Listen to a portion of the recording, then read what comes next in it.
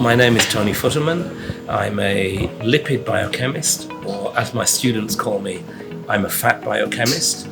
I work on what lipids do in cell physiology.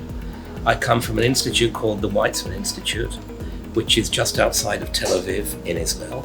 I've been there for 32 years as a faculty member, which makes me feel old, and I also did my PhD there. As I said, I work on lipids. I have a lab of about 15 or 20 people, very international lab, many collaborations, particularly with Portugal. Lisbon is one of the best cities in the world. And I'm not just saying that because you're Portuguese, but I love Lisbon. In fact, I like it so much that we actually spent a month here, my wife and I. We came to a meeting at the beginning of the month, which was a FEBS meeting, and then we decided to spend a month in Lisbon, visiting colleagues and giving a couple of seminars and enjoying the good food. So when people think about lipids, they think that lipids are bad because, we have to be careful about what we eat because otherwise we become, fat Tony or whatever.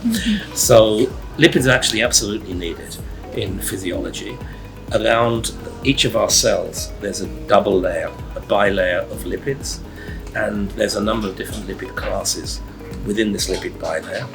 And in cell physiology, it's enormously important to maintain the balance of the lipids that are found in the cell membrane.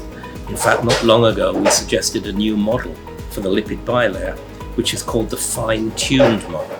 That's to say that you need to have an exact balance of different lipids within the lipid bilayer to allow cells to function.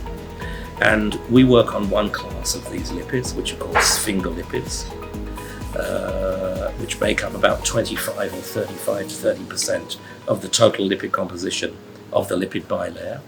And these lipids have been associated with a large number of human diseases.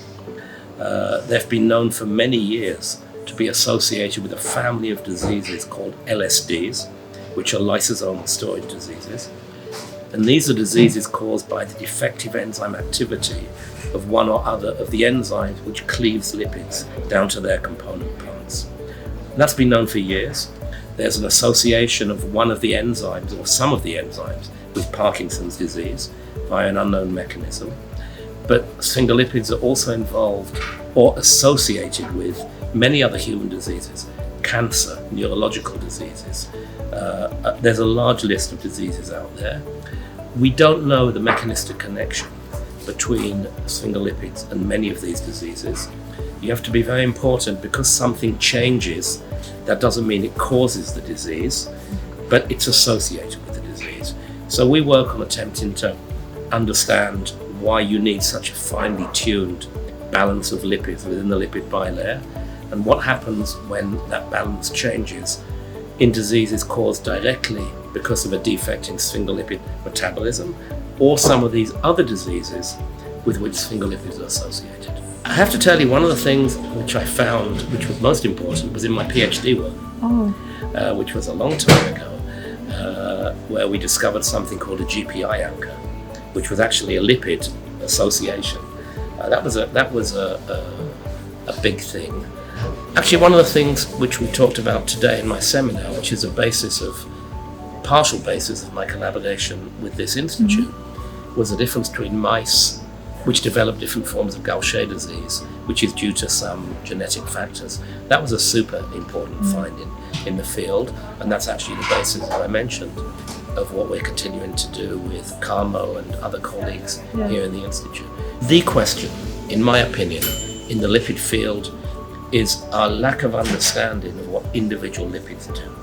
So if I take a lipid bilayer and I count the number of chemically different lipids in that bilayer, it's in the hundreds, if not the thousands.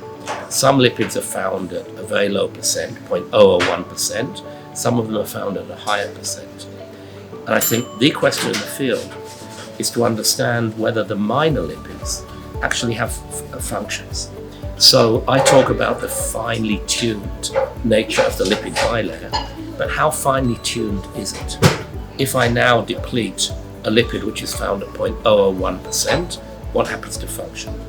And one of the ways I often put this question is I use the concept of the kibbutz. Do you know what a kibbutz is?